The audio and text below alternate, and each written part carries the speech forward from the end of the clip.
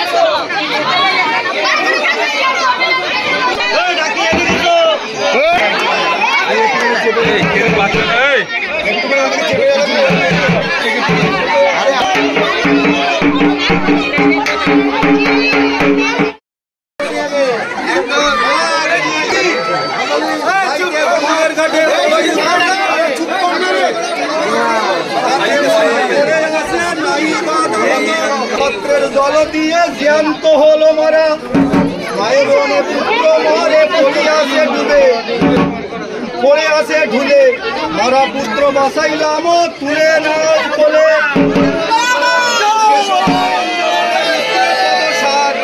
এইবার করো দয়া ভবানী শঙ্কর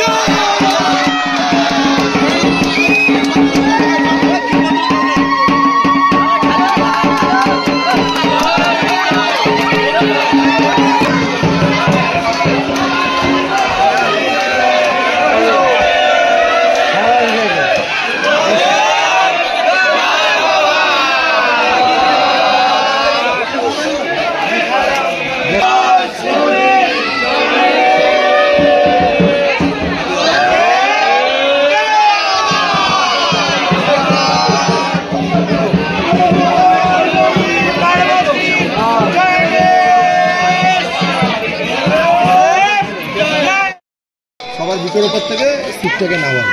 আচ্ছা, কালকে ফার্স্ট সকালবেলা যদি আসতে পারে এটাও তুলতে হবে।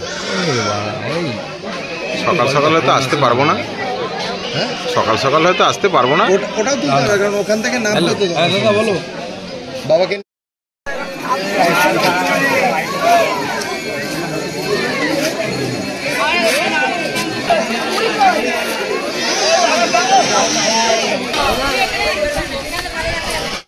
আপনাদের যে পুজোটা হলো, যে রীতিটা হলো, এটা কি অ্যাকচুয়ালি একটু যদি জানান তাহলে সকলে জানতে পারবে।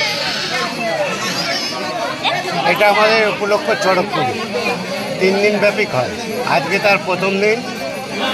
আমাদের প্রথম দিন থাকে বাবা থাকে, আমাদের যে ব্রাহ্মণ পুজো করে তানার বাড়িতে থাকে, সেখান থেকে নিয়ে এসে তানাকে জাগ্রত করতে হয়। করে আমরা গঙ্গায় যাই পাশা খেলতে, পাশা খেলে এসে বাবার পুজো অর্চনা করে তারপরে আমরা যাই। আমাদের একটা নির্দিষ্ট খেজুর গাছ আছে বৈশিষ্ট্য, সেই জায়গাতে আমরা গিয়ে খেজুরের মাটি ভাঙা হয়। খেজুরের গাছের মাথার উপরে উঠে 2.5 পাক দণ্ডি কাটতে হয়, কেটে খাইটা খেজুর পেড়ে তারপর আমাদের নেবে আসে। আজকের বৈশিষ্ট্য হচ্ছে আমাদের খেজুরের মাটি ভাঙা।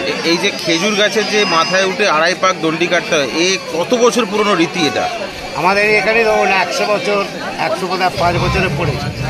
আমরাই 105 106 বছরে আমরা করছি, এই পর্যন্ত বলতে হবে, এরপরে আর তা এই যে এত বড় একটা খেজুর গাছ, তার মধ্যে এত কাঁটা, এত কিছু, এত মানুষ ওপরে উঠলো দেখলাম, তাদের মানে কোনো কিছুই হলো না, তারা উপর থেকে খেজুর পেড়ে নিয়ে চলে এলেন।